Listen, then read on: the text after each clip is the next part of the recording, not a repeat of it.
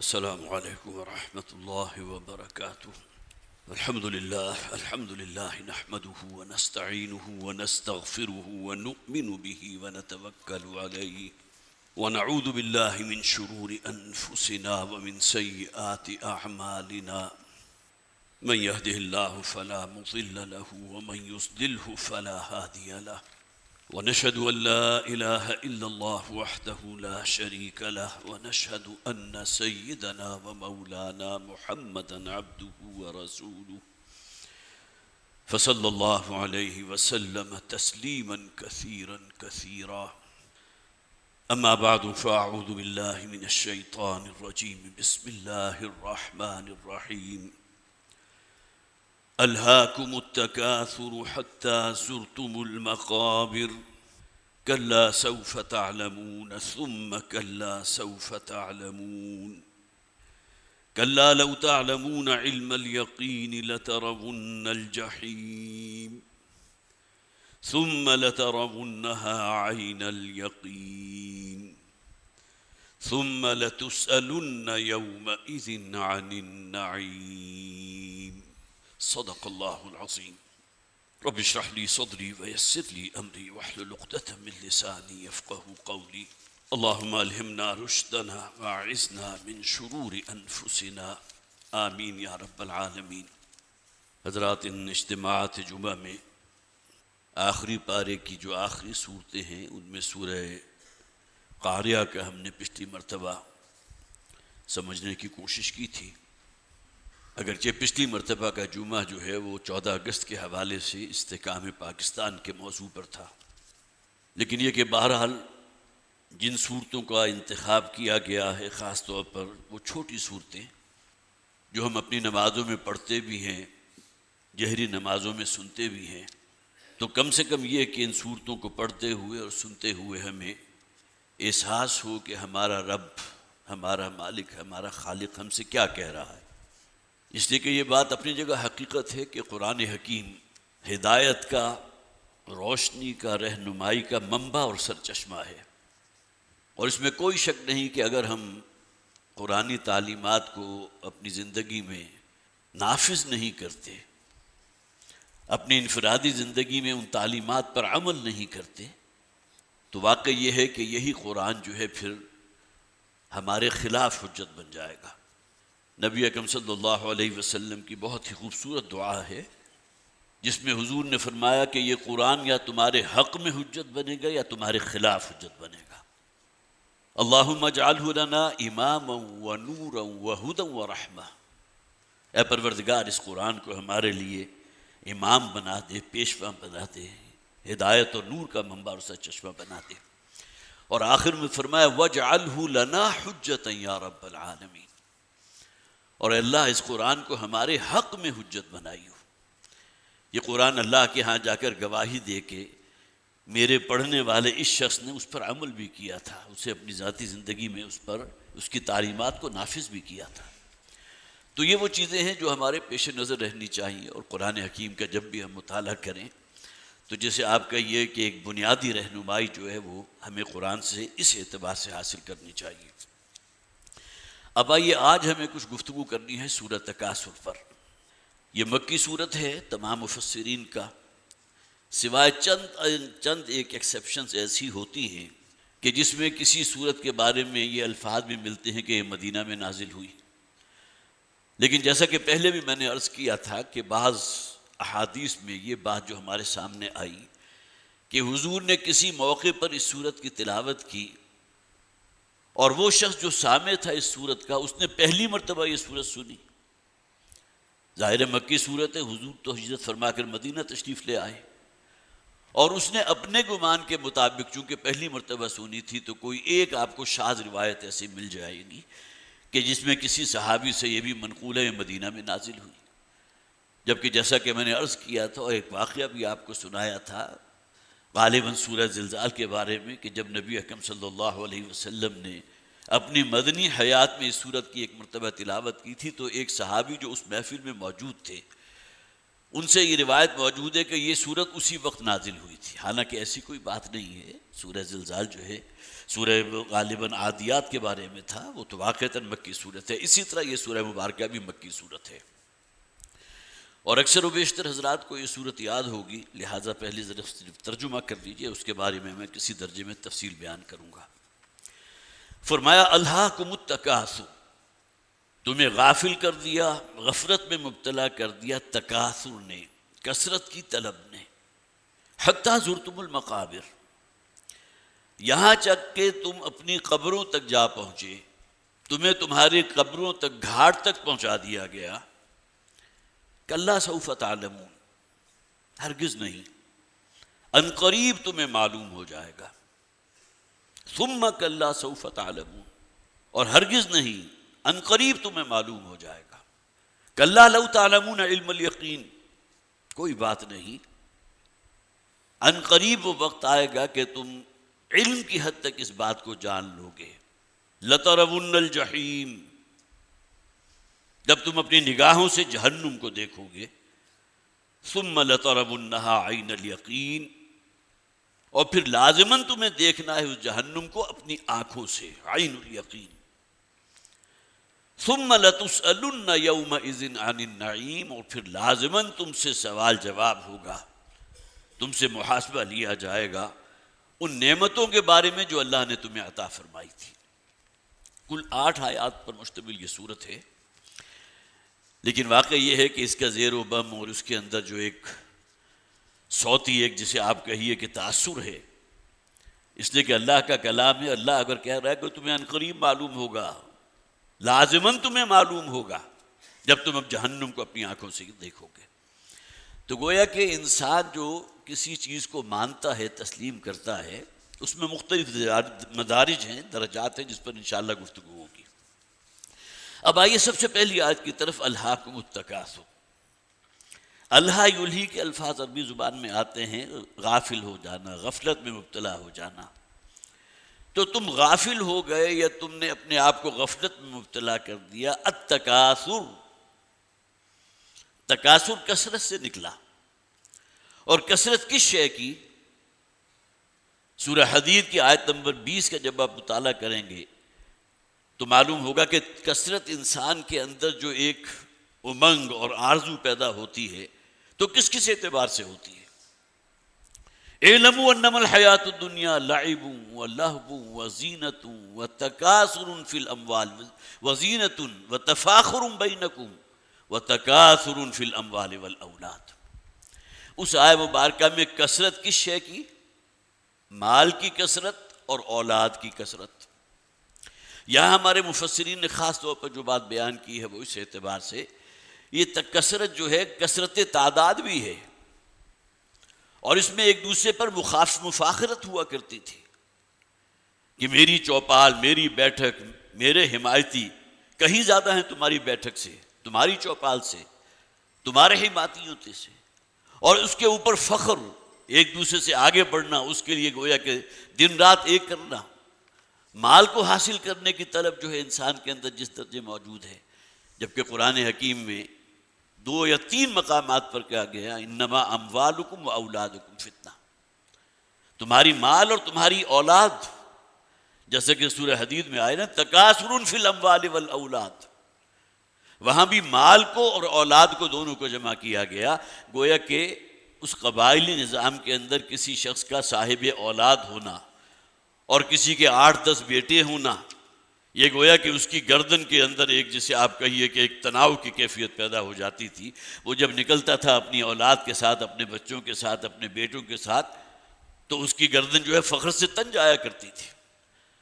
آج ممکن ہے کہ معاملات ہمارے پیمانے دور ہو گئے اور بہت سی جو ہے چیزیں ایسی ہمارے جو ہے ذہن کے اندر سما چکی ہیں کہ کثرت اولاد کی بنیاد پر انسان جو ہے بعض اوقات شرمندہ ہوتا ہے، اور اگر کوئی شخص سوال کر بھی لے اور اس کے فرض کیجئے کہ 7-8 بچے ہیں، بیٹے ہیں، بیٹیاں ہیں، تو بڑا جسے آپ کہیے کہ شرمساری کے انداز میں وہ کہتا ہے کہ جی ہاں میرے 8 بچے ہیں، 9 بچے ہیں۔ گویا کہ آج کل کا جو معیار ہمارا قائم ہو چکا وہ اس سے کہیں نیچے درجے کی بات ہے، جبکہ قبائلی زندگی کے اندر تو گویا کہ انسان کی اصل طاقت جو ہے اس کی اولاد ہوتی تھی۔ جس کے جتنے بیٹے ہیں اتنا وہ طاقتور سمجھا جاتا تھا۔ مطعم بن عدی ایک نام آتا ہے، اگرچہ حضور پر ایمان نہیں لایا تھا، لیکن نبی اکرم صلی اللہ علیہ وسلم جب طائف سے واپس آ رہے تھے اور کوئی شخص بھی حضور کو پناہ دینے کے لیے تیار نہیں تھا، مکہ سے مایوس ہو کر نبی اکرم صلی اللہ علیہ وسلم طائف گئے تھے نا۔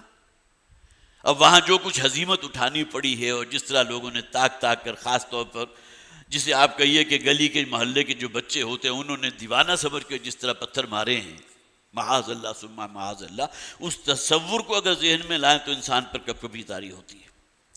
پھر جب مکہ کے قریب پہنچے تو حضور نے بھیجا حضرت ابوبکر صدیق رضی اللہ تعالیٰ عنہ جو حضور کے ساتھ تھے، حضرت زید بن حارثہ رضی اللہ تعالیٰ عنہ، لیکن یہ کہ کوئی شخص پناہ دینے کو تیار نہیں تھا۔ تو مطعم بن عدی تھا وہاں مکہ کا رہنے والا، جس کے 11 بچے تھے، 11 بیٹے تھے۔ وہ ننگی تلواریں ہاتھ میں لے کر مطعم بن عدی اپنے بیٹوں کو لے کر آیا اور حضور کو اپنی پناہ میں لے کر واپس مکے میں داخل ہوا۔ یہ تاریخی حقیقت ہے۔ تو گویا کہ کثرت اولاد بھی اس زمانے میں ایک بہت بڑا ایسٹ تھا، اور فخر کرنے کے اعتبار سے جہاں مال و دولت پر فخر کیا جاتا تھا، وہیں کثرت اولاد پر بھی فخر ہوتا تھا۔ تو الہاکم التکاثر، دیکھیے یہ دو اصطلاحات قرآن حکیم میں استعمال ہوئی ہیں، دونوں بہت ہی قریب المعنی ہیں۔ تکاثر کثرت کی طلب، اور اس میں ایک دوسرے سے آگے بڑھنے کی فکر کرنا، دوسرے کو پیچھے چھوڑنے کی فکر کرنا۔ اس لیے تفاخر جو ہے وہ کس کام کے لیے آتا تھا؟ فخر اپنے خاندان پر، اور خاص طور پر ان کے ہاں قبائلی زندگی کا چونکہ نظام تھا، ان کے ہاں کسی اگر شیخ قبیلہ کی کوئی رحلت ہو جاتی تھی، اسے تدفین کرنے سے پہلے اس کی قبر پر کھڑے ہو کر اس کی جو مدح سرائی ہوتی تھی، بڑی مفاخرت ہوتی تھی، فخر کیا جاتا تھا کہ ہمارے خاندان کا یہ وہ شخص ہے کہ جس نے یہ کارنامے کیے ہیں اور اس کے یہ سیلینٹ فیچرز ہیں۔ تو یہ تفاخر اس زمانے میں عام تھا۔ اور حج کی عبادت جو ہوتی تھی اس میں خاص طور پر قیام منی کے اندر بھی یہ کام ہوا کرتا تھا کہ اپنے آباء و اجداد اور اپنے خاندان، اپنے قبیلے کی مفاخرت میں جو ہے زمین و آسمان کے قلابے ملا کے دیا کرتے تھے۔ تو تکاثر اور تفاخر یہ دو اصطلاحات قرآن میں جو استعمال ہوئی ہیں، فخر میں ایک دوسرے سے آگے بڑھنا، اور دوسرے یہ ہے کہ کثرت کی طلب میں، خواہ وہ اولاد کی کثرت کی طلب ہو، قبیلے کی کثرت کی طلب ہو، حمایتوں کی کثرت کی طلب ہو، یا یہ کہ مال کی کثرت کی طلب ہو۔ الہاکم التکاثر، تمہیں غفلت میں مبتلا کر دیا اس تکاثر نے، حتی زرتم المقابر، یہاں تک کہ تم نے جا دیکھی اپنی قبریں۔ اب ظاہر ہے کوئی شخص اس وقت زندہ تو نہیں ہوتا کہ اپنی قبروں کو جو ہے اپنی آنکھوں سے دیکھ لے، لیکن بہرحال زندگی کی ایک حقیقت ہے، تلخ حقیقت ہے۔ اپنے والدین سے آپ کو کتنی ہی محبت کیوں نہ ہو، لیکن ایک دن آپ کی زندگی میں آئے گا جبکہ آپ اپنے ہاتھوں سے اپنے والدین کو جو ہے مٹی کے سپرد کریں گے۔ منہا خلقناکم وفیہا نعیدکم ومنہا نخرجکم تارۃ اخری، اسی مٹی سے ہم نے تمہیں پیدا کیا ہے، تمہاری ہر ضرورت یہاں سے پیدا کی، یہیں سے مہیا کی، اور ایک دن آئے گا کہ ہم تمہیں لوٹا دیں گے اسی مٹی کے اندر۔ تو یہ بہرحال ایک تلخ حقیقت ہے۔ تو گویا کہ یہاں تک کہ تم نے جا دیکھی اپنی قبریں، لیکن یہ جو ایک کثرت کی طلب تھی وہ اس میں تم سے کوئی کم نہیں ہوئی۔ اس کے بارے میں کئی احادیث موجود ہیں۔ مسند احمد کی روایت ہے حضرت ابو ہریرہ رضی اللہ تعالی عنہ سے کہ حضور نے فرمایا آدمی بوڑھا ہو جاتا ہے لیکن 3 چیزیں جو ہیں اس سے کم نہیں ہوتی، اور وہ 3 چیزیں کیا ہیں؟ ایک لالچ ہے، یہی روپیہ پیسہ اور اس دوڑ میں آگے سے آگے بڑھنا۔ قرآن حکیم تو ہمیں تعلیم کیا دے رہا ہے؟ سابقوا الی مغفرۃ من ربکم وجنۃ عرضھا کعرض السماء والارض۔ مسابقت کا جذبہ ہم نے انسانوں میں رکھا ہے، لیکن یہ مسابقت کس طرف ہونی چاہیے؟ خیر کی طرف، بھلائی کی طرف، اللہ کی رضا حاصل کرنے کے لیے، اس جنت کی طلب میں جو اللہ نے تم سے وعدہ کیا ہے۔ سابقوا الی مغفرۃ من ربکم وجنۃ عرضھا کعرض السماء والارض، وہ جنت کے جس کا طول عرض جو ہے اس کائنات زمین و آسمان سے کہیں بڑھ کر ہے۔ تو ہمارا دین تو ہمیں یہ رستہ دکھا رہا ہے۔ مسابقت ہے، لیکن کس کام میں مسابقت ہے؟ یہاں صورت کیا تھی کہ تم نے مسابقت کی لیکن دنیا حاصل کرنے کے لیے، مال و دولت حاصل کرنے کے لیے، یہاں ایک سٹیٹس حاصل کرنے کے لیے، اگرچہ وہ سٹیٹس جو ہے اس کی بنیاد کن چیزوں پر ہے؟ عین ممکن ہے کہ جو حرام آپ نے کمایا ہے اس کی بنیاد پر آپ کو معاشرے کے اندر ایک مرتبہ مل گیا، آپ سے فیتے کٹوائے جا رہے ہیں، جبکہ معلوم ہے سب لوگوں کو کہ یہ شخص وہ ہے کہ جو خائن بھی ہے، جس نے غبن بھی کیا ہے، جس نے لاکھوں کروڑوں کا مال بھی ہضم کیا، لیکن اس کے باوجود عزت ہمارے معاشرے میں اس شخص کی ہے۔ تو الہاکم التکاثر حتی زرتم المقابر، یہ کثرت کی طلب جو ہے مال اور اولاد کی، اور تمہارے اپنی قبائلی زندگی میں جتھوں کی جو کثرت ہے، اس نے تمہیں غفلت میں مبتلا کر دیا، یہاں تک کہ تم نے اپنی قبریں جا دیکھی۔ کلا سوف تعلمون، ان قریب تمہیں معلوم ہو جائے گا، ثم کلا سوف تعلمون، اور ان قریب تم جان لو گے۔ قرآن حکیم میں جہاں یہ اعادہ آتا ہے نا، فوری طور پر ممکن ہے آپ کے ذہن میں وہ آیت آئی ہو، میرے ذہن میں تو آئی، سورہ انشراح کی آیت ان مع العسر یسرا ان مع العسر یسرا۔ پہلی آیت میں بات مکمل تھی کہ ہر تنگی کے ساتھ اللہ تعالیٰ نے ایک آسانی رکھ دی ہے، پھر دوبارہ اسے ریپیٹ کیا گیا، اس لیے کہ انسان بعض اوقات وہ تنگ حالت کے اندر زندگی گزار رہا ہو تو اس درجے جسے آپ کہیے کہ اس مقام تک پہنچ جاتا ہے کہ وہ اللہ کی رحمت سے مایوس ہو جاتا ہے۔ لا تقنطوا من رحمت اللہ، اللہ کی رحمت سے مایوس نہ ہو، اور جو شخص بھی اللہ کی رحمت سے مایوس ہو رہا ہے وہ گویا کہ ایک درجے کی ناشکری کر رہا ہے۔ رحمت کا دروازہ تو اللہ تعالیٰ کا کھلا ہے، لیکن اگر آپ نے اپنی دانش میں اس دروازے کو خود بند کر دیا تو یہی تو وہ ہے جسے آپ ناشکری کہیں گے۔ تو ان مع العسر یسرا ان مع العسر یسرا، تنگی کے ساتھ، آج اگر ہاتھ تنگ ہے، آج اگر حالات سخت ہیں، تو اللہ کی رحمت سے امید رکھو اللہ تعالیٰ وہ دن بھی لائے گا جبکہ اللہ تعالیٰ تمہارے لیے حالات کو سازگار کر دے گا، تمہارے لیے آسانی پیدا ہو جائے گی۔ کلا سوف تعلمون، ان قریب تمہیں معلوم ہو جائے گا، ثم کلا سوف تعلمون، اور پھر اسے ریپیٹ کیا گیا، نہیں ان قریب تمہیں معلوم ہو جائے گا۔ اب کیا شے معلوم ہوگی؟ اس کے بارے میں پہلی بات جو بیان کی گئی ہے وہ یہ کہ آخرت جو آنے والی ہے اس میں تمہیں معلوم ہو جائے گا کہ تم نے جو دنیا کو مقدم رکھا تھا، یہاں روپے پیسے کی دوڑ میں جو تم بگڈور دوڑے چلے جا رہے تھے، وہاں جا کر جب انجام سامنے آئے گا تو معلوم ہوگا کہ ہم نے اپنی پوری زندگی ضائع کر دی۔ اور دوسرے یہ کہ یہی وہ باتیں جو انسان پر عین موت کے وقت بھی ریفلیکٹ ہو جاتی ہے، اسے بتا دیا جاتا ہے۔ اول تو انسان خود اپنے اوپر بصیرت حاصل کرتا ہے، اور موت کے قریب اسے معلوم ہوتا ہے کہ میرے ساتھ کیا ہونے والا ہے، اور اللہ تعالیٰ پھر استقبال کے لیے یا تو متقی شخص ہے، اللہ کا فرما بردار ہے، ان فرشتوں کو بیٹھتا ہے کہ جو خوش آمدید کہتے ہوئے اس کی روح کو قبض کرتے ہیں، یا وہ فرشتے ہوتے ہیں کہ جو بہت ہی انتہائی خوفناک شکل کے، جن کے ہاتھوں میں گرز ہے، وہ ان کی جانیں نکالتے ہیں اس حالت میں کہ ان کے اوپر ضربیں لگا رہے ہوتے ہیں، دونوں انجام موجود ہیں۔ تو کلا سوف تعلمون ثم کلا سوف تعلمون، ان قریب تمہیں معلوم ہو جائے گا، اور جان لو ان قریب تمہیں معلوم ہو جائے گا۔ یہ معلوم ہوگا یا تو تمہیں اپنی موت کے وقت کہ جو تم نے اپنی زندگی ضائع کی ہے۔ قرآن تو اس دنیا کی زندگی کی بہرحال جو بھی رونقیں ہیں، یہاں کی زیب و زینت ہے، یہاں کی چمک دمک ہے، قرآن کیا کہتا ہے؟ یہ دھوکے کا سامان ہے۔ وَمَا الْحَيَاةُ الدُّنْيَا إِلَّا مَتَاعُ الْغُرُورِ۔ انسان ان میں مبتلا ہو کر اپنی عاقبت کو بھول جاتا ہے، غفلت میں پڑ جاتا ہے۔ گویا کہ الہاکم التکاثر میں یہ مفہوم بھی موجود ہے، تم غافل ہو گئے اپنی موت سے، آخرت سے، اخروی زندگی سے، جہنم سے، وہ تمام باتیں جو تمہارے بنیادی عقائد کا جز تھیں، ان سب سے تم غافل ہو گئے۔ اس کثرت کی طلب میں، اس دنیا کی زندگی میں آگے سے آگے بڑھنا اور اس میں دوسرے کو پیچھے چھوڑ جانے کی فکر جو ہے، نبی اکرم صلی اللہ علیہ وسلم نے جو فرمایا، واقعہ یہ ہے کہ بہت خوبصورت الفاظ ہیں۔ مفہوم یہ ہے کہ دنیاوی اعتبار سے اس شخص کو دیکھو جو تم سے پیچھے ہے، تاکہ تمہارے اندر شکر کا جذبہ پیدا ہو۔ میرے فلاں بھائی کو تو یہ نعمت حاصل نہیں ہے جو اللہ نے مجھے دی ہے، اور انسان جو اللہ کی نعمت ہے اس پر ہوئی۔ اس سورہ مبارکہ کا جو آخری آیت ہے وہ اپنی جگہ بڑی عظیم آیت ہے، ثم لتسألن یومئذ عن النعیم، اور پھر تم سے سوال کیا جائے گا، تمہارا محاسبہ ہوگا ان نعمتوں کے بارے میں جو اللہ نے تمہیں دی تھی۔ تو دنیاوی اعتبار سے اس شخص کو دیکھو جو تم سے پیچھے ہے، تاکہ تمہارے اندر شکر کا جذبہ پیدا ہو، اللہ کا شکر ادا کرو، اور دین کے اعتبار سے اسے دیکھو جو تم سے آگے جا رہا ہے، تاکہ تمہارے اندر مسابقت کا جذبہ پیدا ہو، اس شخص کو پیچھے چھوڑنے کا جذبہ ہو۔ نیکی میں وہ اگر مجھ سے آگے جا رہا ہے تو اس سے بڑھ کر اور بہتر بات کیا ہوگی کہ انسان اسے پیچھے چھوڑنے کی فکر کرے نیکی کے اعتبار سے. تو کلا سوف تعلمون ثم کلا سوف تعلمون کلا لو تعلمون علم الیقین. ہرگز نہیں، کاش کہ تم جان لیتے یقینی علم کے ساتھ.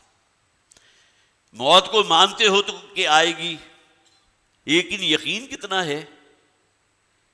یہ بھی تمہیں تسلیم کرتے ہو کہ موت کسی وقت بھی آ سکتی ہے، لیکن انسان اس کے لیے کیا کچھ کر رہا ہے؟ آئے وہ تیار ہے کہ اسی لمحے اگر مجھے موت آ جائے تو میں اپنے حساب کتاب کو فیس کر سکتا ہوں یا نہیں کر سکتا؟ واقعی یہ ہے کہ بات کہنا اور سننا بہت آسان ہے، لیکن انسان کا ہر دم اس بات پر گویا کہ پوری طرح انشراح رہے کہ اگر اسی لمحے مجھے موت آ جائے تو اپنی دانش میں انسان سمجھے کہ میں اللہ کے ہاں ناکام نہیں ہوں گا. میں نے کسی کا حق غصب نہیں کیا ہے، کسی پر ظلم نہیں کیا ہے، کسی کے ساتھ کوئی زیادتی نہیں کی ہے، اللہ کی فرما برداری اختیار کیے رکھی ہے، حلال پر قانع رہا ہوں، حرام سے مجتنب رہا ہوں. قرآن حکیم کو نہ صرف پڑھا ہے بلکہ اس کو غور و فکر کیا ہے، اس پر عمل کرنے کی کوشش کی ہے. اگر انسان اس کسوٹی کے اوپر اپنے آپ کو گویا کہ مطمئن پاتا ہے تو مبارکباد ہے، تہنیت ہے. لیکن یہ کہ بہرحال یہ شے تو ہے نا کہ عنقریب وہ وقت آنے والا ہے کہ جب تمہیں معلوم ہو جائے گا، اور وہ یقین والا علم ہوگا.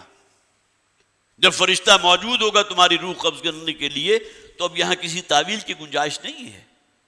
وہاں تو لوگوں کو معلوم ہے، جیسا کہ سورہ قیامہ میں فرمایا گیا نا کہ وہ شخص کے جس پر کیا جان کنی کی کیفیت طاری ہے، اب اسے تو خوب معلوم ہوئی.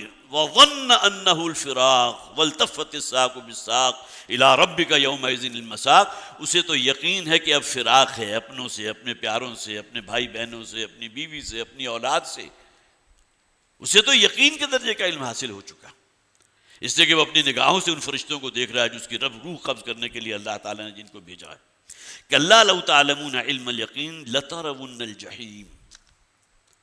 اور تم لازماً دیکھو گے، تمہیں دیکھنا ہوگا اس جہنم کو. جہیم جہنم کو کہتے ہیں جس کی آگ وہ ہے وقودها الناس والحجارہ، کہ اس آگ کا ایندھن ہوں گے انسان اور پتھر.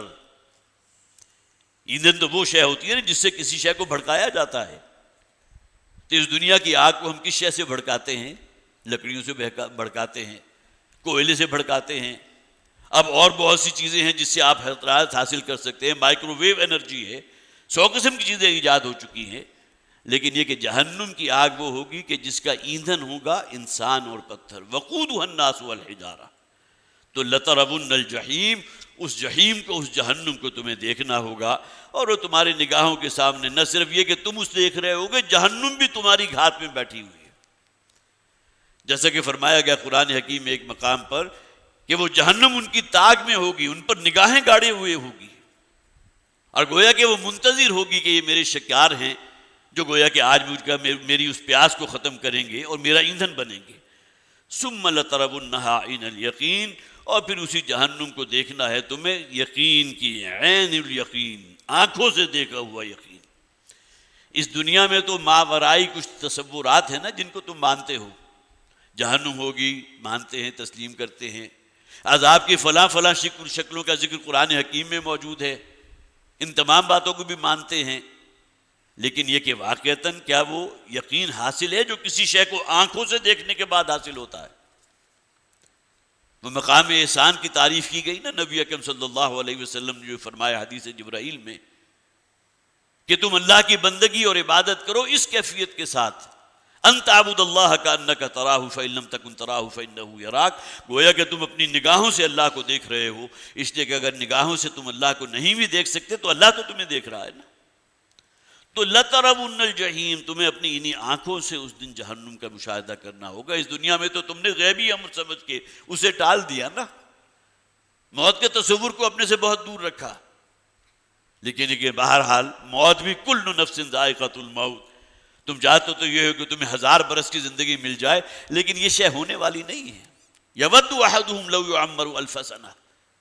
ہر شخص یہ چاہتا ہے کہ اسے بڑی طویل زندگی، 1000 برس کی زندگی مل جائے. اور خاص طور پر ان آیات کے پس منظر میں ذکر ہو رہا ہے یہودیوں کا جو پرستار ہیں مال و دولت کے، اس دنیاوی یہاں کی چمک دمک کے. تو وہ تو یہ چاہتے ہیں کہ گویا کہ یہ لذتیں ان سے کسی طرح زائل نہ ہو. اور انہیں 1000 برس کی زندگی مل جائے. ثم لترونها عین الیقین، اور پھر تم نے اسے دیکھنا ہے یقین کی آنکھوں کے ساتھ، تمہارا مشاہدہ ہوگا، جہنم تمہارے سامنے موجود ہوگی. ثم لتسألن یومئذ عن النعیم، اور پھر اس دن تم سے سوال کیا جائے گا نعمتوں کے بارے میں جو اللہ نے تم پر نچھاور کی تھی اس دنیا کی زندگی میں. یہ اپنی جگہ اتنا ایک اہم موضوع ہے اور اس پر ہمارے مفسرین نے بھی بہت کلام کیا ہے، اس پر انشاءاللہ اگلی مرتبہ گفتگو ہوگی. لیکن جہاں یہ بات آ رہی ہے نا یقین کی، تو اس اعتبار سے بات نوٹ کر لیجئے، قرآن حکیم میں علم الیقین کی اصطلاح بھی استعمال ہوئی، عین الیقین کی اصطلاح بھی استعمال ہوئی. اسی صورت کے اندر موجود ہے نا کلا لو تعلمون علم الیقین ثم لترونها عین الیقین. اور ایک اور اصطلاح قرآن استعمال کرتا ہے حق الیقین کی، گویا کہ یقین اپنے انتہا پر پہنچ جائے وہ حق الیقین ہے. اس کی مثال جو ہمارے مناطقہ بیان کرتے ہیں، کسی شخص نے کہیں دھواں اٹھتا دیکھا، اب یہ اس نے اپنی آنکھوں سے دیکھا دھواں اٹھتا ہوا، آگ اٹھتی ہوئی نہیں دیکھی، لیکن اس نے گمان کر لیا کہ کہیں آگ لگی ہوئی ہے. اب وہ شخص فاصلہ طے کرتا ہے، قریب پہنچتا ہے تو آنکھوں سے آگ بھی دیکھ لیتا ہے. گویا کہ پہلا دیکھنا جو تھا وہ علم الیقین کا تھا، کہ اس نے دیکھا ایک شے اس کے علم میں آئی، اس نے نتیجہ نکالا کہ آگ لگی ہوئی ہے. اب جب وہاں پہنچا تو اس نے اپنی آنکھوں سے آگ کو بھی دیکھ لیا، عین الیقین حاصل ہو گیا. لیکن اب جب وہ آگ کے قریب گیا ہے اور اسے تپش بھی محسوس ہوئی، اور فرض کیجئے کہ وہ اپنا ہاتھ آگ میں داخل کر دیتا ہے، اب یہ کیفیت ہے کہ جسے حق الیقین کہتے ہیں. اب کوئی شک و شبے کی گنجائش ہی نہیں رہی. کسی شخص کو اگر جہنم میں ڈال دیا گیا تو اب وہ تو شک و شبے کی کوئی گنجائش باقی نہیں ہے. تو حق الیقین کی اصطلاح بھی قرآن حکیم میں استعمال، انہ لحق الیقین، سورہ حاقہ کے آخر میں بھی، سورہ واقعہ کے آخر میں بھی. اور ان دونوں جگہوں پہ جو شے مراد ہے وہ جہنم کے بارے میں کہا گیا. یہ جہنم ہے کہ جو اس دن یقینی ہوگی، اپنی آنکھوں سے بھی اسے دیکھو گے، اور جب اس میں جھونکے جاؤ گے تو اس کی جو تپش ہے، اس کی جو حرارت ہے، اس کے اندر جو ایک عذاب کی کیفیت ہے، اس کو بھی محسوس کرو گے. ذوق انک انت العزیز الکریم، قرآن میں کہا گیا اب چکھو اس آگ کا مزہ. یہ دنیا کی آگ نہیں ہے بلکہ اللہ کی بھڑکائی ہوئی، نار اللہ الموقدہ التی تطلع علی الافئدہ. یہ آگ اللہ کی بھڑکائی ہوئی آگ ہے جو رسائی حاصل کر لے گی تمہارے دلوں تک. یہ دنیاوی آگ تو آپ کے ظاہری جسم کو جھلساتی ہے نا، اس کی تپش آپ محسوس کرتے ہیں، لیکن اللہ کی بھڑکائی ہوئی جہنم کی آگ جو ہے اس کی مار تو آپ کے دلوں پر ہوگی. اس لیے کہ کھالوں کے بارے میں تو قرآن میں موجود ہے کہ جب انسان کی ظاہری کھالیں جو ہے جب وہ جل جائیں گی اور اس کے اندر جو ہے گویا کہ کوئی اب وہ حص باقی نہیں رہے گی، تو اللہ تعالیٰ نئی کھالیں عطا فرما دے گا. کلما نضجت جلودہم بدلناہم جلودا غیرہا لیذوقوا العذاب، تاکہ عذاب کا مزہ چکھیں. یہ تمام حقائق وہ ہیں جو قرآن میں بیان کیے گئے. اور قرآن کلام کس کا ہے؟ اللہ کا کلام ہے. اس میں کوئی شے مبالغہ نہیں ہے. لیکن وہی بات ہے نا کہ ہمیں ان باتوں پر یقین نہیں ہے. اگر واقعتاً یقین حاصل ہو تو ہماری زندگیاں وہ نہیں ہوں گی کہ جو ہماری زندگیاں اب نقشہ پیش کر رہی ہیں. اور ظاہر ہے کہ اس کا تعلق ایمان بالآخرت سے ہے کہ آخرت پر یقین کس درجے کا موجود ہے. اللہ تعالیٰ مجھے اور آپ کو توفیق عطا فرمائے. انشاءاللہ آخری آیت جو ہے اس پر اگلی مرتبہ گفتگو ہوگی. بارک اللہ لی ولکم فی القرآن العظیم ونفعنی وایاکم بالآیات والذکر الحکیم. حضرات، یہ پریس ریلیز جو ہماری تنظیم اسلامی کی طرف سے جاری ہوتی ہے، ایک تو 16 اگست کی ہے اور دوسری جو ہے وہ 20 اگست کی ہے. اس کا صرف خلاصہ میں آپ کے سامنے رکھ رہا ہوں. ظاہر ہے بہت بڑا یہ ایک معاملہ ہوا، اللہ تعالیٰ کی طرف سے مدد حاصل ہوئی ہے طالبان افغانستان کو. واقعہ یہ ہے کہ بالکل وہی نقشہ کہ جو 313 جو تھے بالکل نہتے، اور مقابلہ 1000 کے لشکر کے ساتھ تھا جو کیل کانٹے سے لیس. کہاں نیٹو کی افواج اور ان کے پاس جدید ترین اسلحہ، اور کہاں یہ طالبان جن کی آپ ویڈیو دیکھ رہے ہیں، کلپس دیکھ رہے ہیں، کسی کے پاؤں میں جوتے ہیں نہیں ہیں، کسی جو ہے وہ کپڑے پھٹے ہوئے ہیں، سر کے اوپر بڑا سا امامہ بھی ہے، اس کے اوپر اضافی چادر جو ہے وہ بھی کندھے پر لگی ہوئی ہے. کوئی انسان سوچ نہیں سکتا کہ امریکہ کو اس طرح دم دبا کر یہاں سے بھاگنا پڑے گا ان لوگوں کی وجہ سے. لیکن اللہ تعالیٰ کی مدد و تائید اگر انہیں حاصل ہو اور ہوئی ہے تو واقعہ یہ ہے کہ اس وقت تک کوئی تعویل ممکن نہیں ہے کہ کیسے امریکہ وہاں سے اور نیٹو کی تمام افواج جو ہے وہاں سے نکل چکی ہیں. تو افغان طالبان کی فتح ایمانی قوت اور اللہ پر مکمل بھروسے کا نتیجہ ہے۔